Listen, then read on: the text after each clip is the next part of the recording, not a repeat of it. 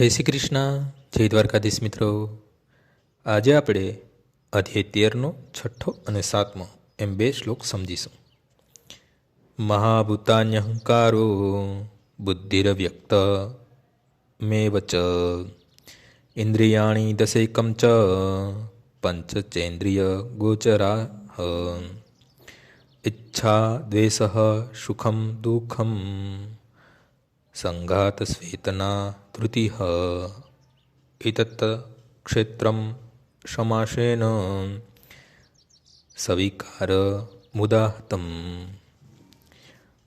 5 મહાભૂતો મિથ્યા અહંકાર, બુદ્ધિ, અવ્યક્ત 10 ઇન્દ્રિયો તથા મન 5 ઇન્દ્રિય વિષયો, ઈચ્છા, દ્વેષ, સુખ, દુઃખ, સંઘાત, ચેતના અને ધૈર્ય. આ સર્વને સંક્ષેપમાં કાર્યોના ક્ષેત્ર તથા તેમની આંતરક્રિયાઓ વિકાર કહેવામાં આવે છે. મહર્ષિઓ, વૈદિક સૂતકો અને વેદાંત સૂત્રોના પ્રમાણભૂત કથનોના આધારે આ જગતના ઘટક તત્વને નીચે પ્રમાણે જાણી શકાય છે. પૃથ્વી તો પ્રથમ, પછી જળ, અગ્નિ, વાયુ તથા આકાશ એવા 5 મહાતત્વો છે. પછી અહંકાર, બુદ્ધિ તથા ત્રણેય ગુણની અવ્યક્ત અવસ્થા આવે છે. તે પછી નેત્ર, કાન, નાસિકા, જીભ, ત્વચા આ 5 જ્ઞાનેન્દ્રિયો આવે છે. પછી 5 કર્મેન્દ્રિયો આવે છે: વાણી, પગ, હાથ, ગુદા અને જનેન્દ્રિય. તે પછી ઇન્દ્રિયોની ઉપર મન છે, જેને અંદર રહેવાને કારણે આંતરિક ઇન્દ્રિય કહી શકાય. તેથી મન સહિત કુલ 11 ઇન્દ્રિયો હોય છે.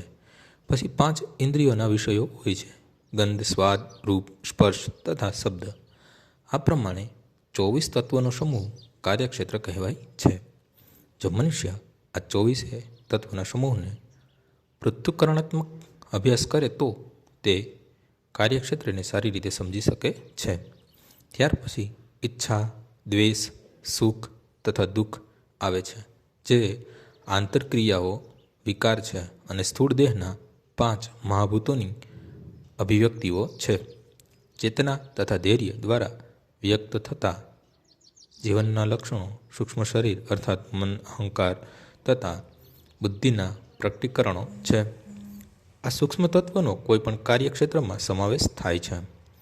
5 મહાભૂતો મિથ્યા અહંકારની અભિવ્યક્તિ છે કે જે અહંકારની મૂળ અવસ્થાને જ પ્રદર્શિત કરે છે, જેને ભૌતિકતાવાદી ધારણા અથવા તામસ બુદ્ધિ કહેવામાં આવે છે.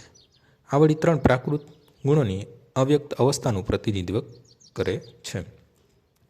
પ્રકૃતિના અવ્યક્ત ગુણોને પ્રધાન કહેવામાં આવે છે. જે મનુષ્ય આ 24 તત્વોને તેમની આંતરક્રિયાઓ સહિત વિસ્તારપૂર્વક જાણવા ઈચ્છે છે, તેણે તેના તત્વજ્ઞાનનો વધુ વિગતે અભ્યાસ કરવો જોઈએ. ભગવદ્ ગીતામાં કેવળ સારાંશ આપવામાં આવેલો છે. શરીરે આ સર્વ તત્વોની અભિવ્યક્તિ છે. શરીરમાં 6 પ્રકારના પરિવર્તનો થાય છે. તે ઉત્પન્ન થાય છે, તે વિકાસ પામે છે, તે અટકી રહે છે, તે ગૌણ પેદાશો ઉત્પન્ન કરે છે, પછી તે ક્ષીણ થવા માંડે છે અને અંતે નાશ પામે છે. માટે ક્ષેત્ર એ અસ્થાયી ભૌતિક વસ્તુ છે. જોકે તેનો સ્વામી ક્ષેત્રનો જ્ઞાતા એવો ક્ષેત્રજ્ઞ ભિન્ન હોય છે.